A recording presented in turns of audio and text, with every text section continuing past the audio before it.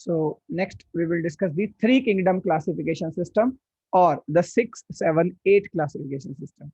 Although they are not too important in the NEET specially, higher classes में आते जरूर हैं बट इन ये एक तो एडिक्वेट नहीं है, फॉलो ज्यादा नहीं किए जाते। ठीक है, कुछ कंट्रीज में जैसे अमेरिका है वहां पर 6 क्लासिफिकेशन सिस्टम पढ़ाते हैं, बट स्टिल सबसे ज्यादा जो फॉलो किया जाता है वो 5 सिस्टम क्लासिफिकेशन ही फॉलो किया जाता है और वो ही एडिक्वेट है, which was proposed by the R.H. Whittaker that we have discussed in the previous lecture.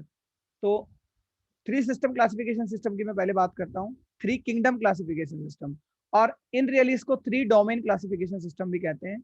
यहाँ किंगडम की जगह पर एक नया वर्ड दे दिया गया, थ्री डोमेन्स। ठीक है, जो थ्री किंगडम क्लासिफिकेशन सिस्टम है इसके डिस्कवर थे कार्ल वॉस। साइंटिस्ट के नाम क्लासिफिकेशन सिस्टम में बहुत ज्यादा इंपॉर्टेंट है, तो आप नोट डाउन कर सकते हैं साथ ही साथ। कार्ल वॉस जो थे, इन्होंने नया क्लासिफिकेशन सिस्टम दिया जिसमें इन्होंने तीन किंगडम या तीन डोमेन बताए। ये दिया गया 1990 में। इस पर काम उन्होंने 70s में ही स्टार्ट कर दिया था, 70, 77, 80, फिर 1990 में फाइनली उन्होंने अपना एक थ्री किंगडम क्लासिफिकेशन सिस्टम दिया बजाय 5 किंगडम के। तो उन्होंने तीन किंगडम क्या दिए या उन्होंने तीन डोमेन क्या दिए? एक उन्होंने दिया आर्की, यहाँ लिख देता हूं मैं, थ्री किंगडम क्लासिफिकेशन सिस्टम। एक डोमेन उन्होंने दिया आर्की बैक्टीरिया, एक उन्होंने दिया यू बैक्टीरिया, एक उन्होंने दिया यूकैरिया। तो बजाय 5 किंगडम के उन्होंने तीन ही किंगडम या तीन ही डोमेन बोला उन्होंने इनको, किंगडम के बजाय। एक आर्की डोमेन, एक यू बैक्टीरिया डोमेन और एक यूकैरिया। इन रियली में विटेकर वाले की अगर हम बात करें तो आर्की बैक्टीरिया और यू बैक्टीरिया दोनों मोनेरा में आते थे। ठीक है, और बचे हुए चारों किंगडम, फंजाई, प्रोटिस्टा, एनिमेलिया और प्लांटी, वो सब यूकैरियोट थे। ठीक है, तो यहाँ सारे यूकैरिया को, चाहे वो प्रोटिस्टा हो, चाहे वो एनिमेलिया हो, चाहे वो प्लांटी हो, ठीक है, और चाहे वो बचा हुआ क्या फंजाई हो, और इवन इनमें भी और से डाइवर्जन कर दिया। जैसे प्रोटिस्टा में उन्होंने डाइवर्जन कर दिया, प्रोटिस्ट के जो फाइलम थे उनको अलग निकाल कर बाहर निकाल दिया। ठीक है, तो यूकैरिया उन्होंने एक डोमेन दे दी। एक उन्होंने यू बैक्टीरिया, ट्रू बैक्टीरिया जिसको बोलते हैं ना, आजकल जो बैक्टीरिया पाए जाते हैं वो यू बैक्टीरिया है। आर्की बैक्टीरिया एंशिएंट बैक्टीरिया है जो पहले पाए जाते थे एक्सट्रीम कंडीशंस में। हालांकि आज भी आर्किया एग्जिस्ट करते हैं, बट आर्किया यू बैक्टीरिया से भी पुराने हैं। ठीक है, और आर्किया बेसिकली कीमोसिंथेटिक भी होते थे, फोटोसिंथेटिक भी होते थे। जैसे मिथेनोजेंस हैं जो मीथेन गैस प्रोड्यूस करते हैं, हेलोफाइल्स हैं जो साल्टी एरिया में पाए जाते थे, या थर्मो एसिडोफिल्स होते थे जो थर्मल एसिडिक कंडीशन में पाए जाते थे। ये सारे वर्ड जो मैं बोल रहा हूँ इनको मैं मोनेरा किंगडम जब मैं पढ़ाऊंगा डिटेल में वहां एक्सप्लेन भी करूंगा, but right now just I am explaining about the three kingdom classification system. तो इस तरह से तीन किंगडम हो गए थे। तो देखिए डोमिनेंसी प्रोकैरियोटा की ज्यादा हो गई एक तरह से, जबकि यूकैरियोट जिसमें एज कंपेयर टू प्रोकैरियोट बहुत सा वेरिएशन है, उसको उन्होंने एक ही डोमेन बोल दिया। So it is not a kind of adequate और the acceptable classification system. That is why we focus more on the 5 kingdom classification system that was given by the Whittaker. इसको कहीं ना कहीं हम 6 किंगडम भी मान सकते हैं। ऑफिशियली नहीं है ये, ऑफिशियली भी मैं भी आपको बताऊंगा। वूस ने, कार्ल वूस ने तो कह दिया था कि 3 डोमेन ही हैं। ठीक है, फिर एक साइंटिस्ट हुए Thomas cavalier, I will write,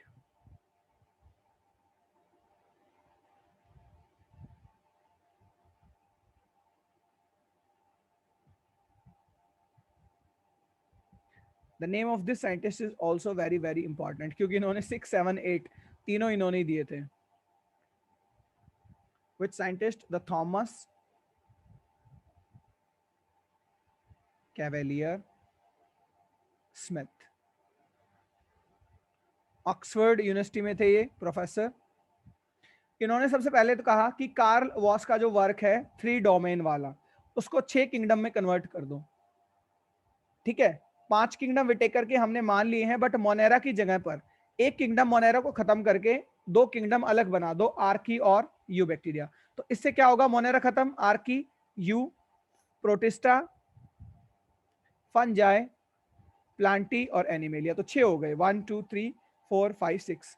only the Monera is divided into two kingdom, two separate kingdom. That is how the 5 system of classification or 5 kingdom classification system is changed to 6 kingdom classification system. फिर कुछ समय के बाद इन्होंने उसको 7 system में classify कर दिया। अब देखिए 7 में कैसे किया, खुद प्रोटिस्ट के 2 पार्ट कर दिए, ठीक है, एक को कह दिया प्रोटोजोवा और एक को बोला क्रोमिस्टा, क्रोमिस्टा। तो अब देखिए 1 2 archae, eu, protozoa, chromista, fungi, plantae, animalia. That is how the 7 system of classification was formed. उसके बाद इन्होंने थॉमस कैवेलियर स्मिथ ने यू बैक्टीरिया को और डाइवर्ज कर दिया। उन्होंने यू बैक्टीरिया में बताया नेगी बैक्टीरिया और पॉजी बैक्टीरिया। तो नेगी पॉजी आप भी समझ सकते हैं, ग्राम नेगेटिव और gram positive bacteria. Eubacteria को भी अलग अलग कर दिया। तो अब देखिए archaebacteria 1 kingdom, negibacteria 2nd kingdom, posibacteria 3rd kingdom, protozoa 4th kingdom, chromista 5th kingdom, fungi 6th kingdom, plantae 7th kingdom, and animal 8th kingdom. So that is how the classification systems were manipulated and extended. We cannot say that they are incorrect, but still they were not properly acceptable, or they were just too descriptive. That is why the main system of classification that we refer is the R.H. Whitaker's 5 system of classification system, in which all of the bacteria or all of the prokaryotic organisms included in Monera, either they are archaebacteria, eubacteria, positive, negative, or any kind of the bacteria, they are included in the Monera. All of the unicellular eukaryotes are protist, and the fungi, plantae, and animalia.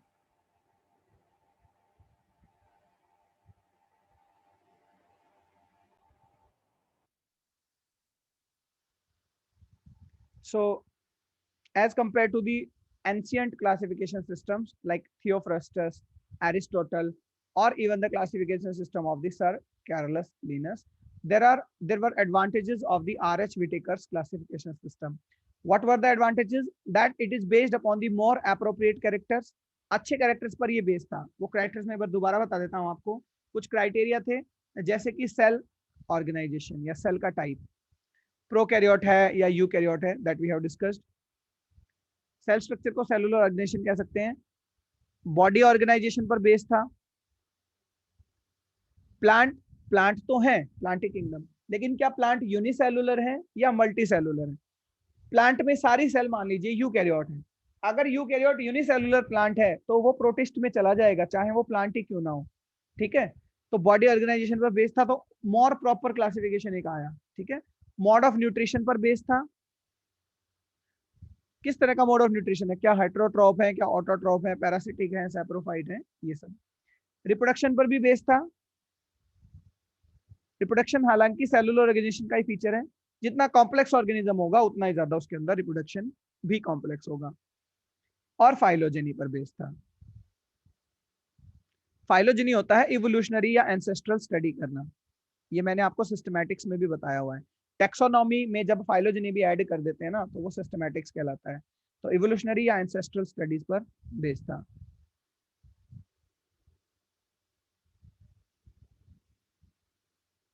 तो इतनी deep knowledge की वजह से जो मिसलीडिंग्स थी, या misleading भी नहीं कहें तो हम के, और रिफाइनिंग हुई क्लासिफिकेशन सिस्टम में।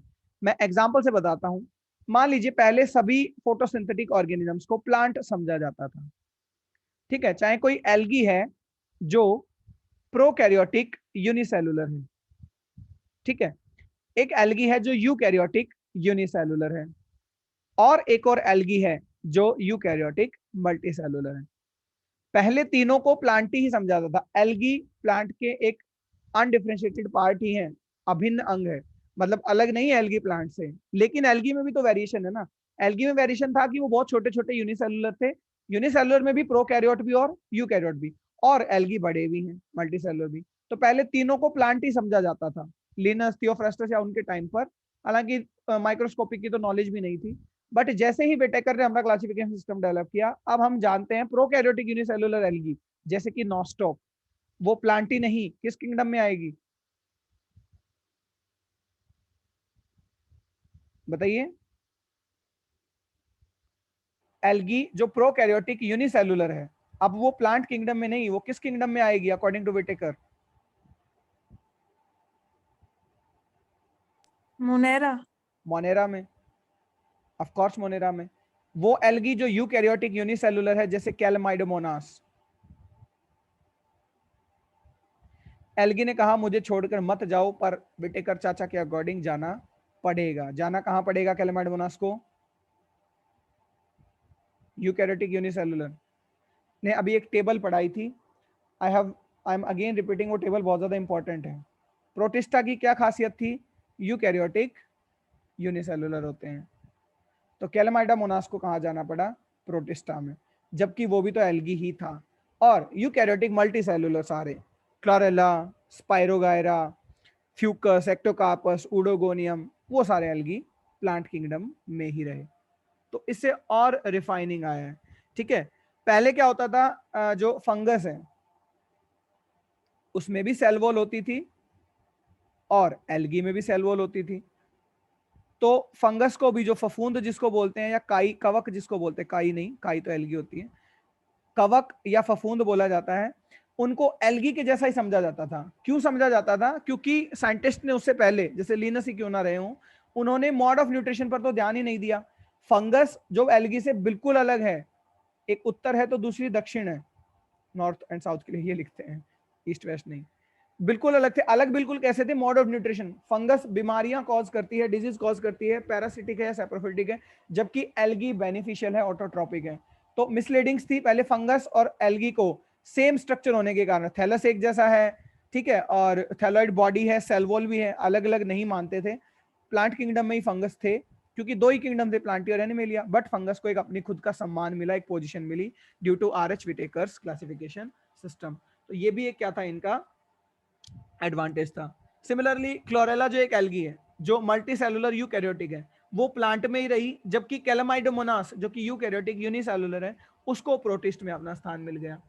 ठीक है, तो इस तरह से कुछ गुड जो है एग्जांपल्स आते हैं, यानी कि और रिफाइनिंग हुई है किसके अंदर? क्लासिफिकेशन सिस्टम में, due to the classification system of sir R H. Whittaker. And of course it was based upon the evolutionary relationship also। ancestral study पर भी इनके बेस थे, मैंने आपको ऑलरेडी बताया है। तो अब चाहे कितने भी सिमिलर क्यों ना हो, मान लीजिए दो प्लांट बिल्कुल सिमिलर भी हैं दिखने में, हो सकता है उनके एंसेस्टर्स सेम नहीं रहे हों, तो उनको अलग अलग क्लासिफाई किया जा सकता है ऑफ कोर्स, और किया भी जाता है। तो फाइलोजेनेटिक रिलेशनशिप स्टडी करने के लिए एक ग्राफ होता है जिसको हम कहते हैं फाइलोग्राम।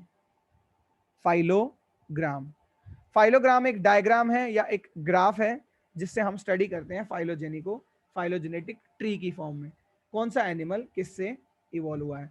So those were the 5 kingdom classification system, or the 5 kingdoms according to the R.H. Whitaker in the biological classification. Next we will discuss them in detail one by one.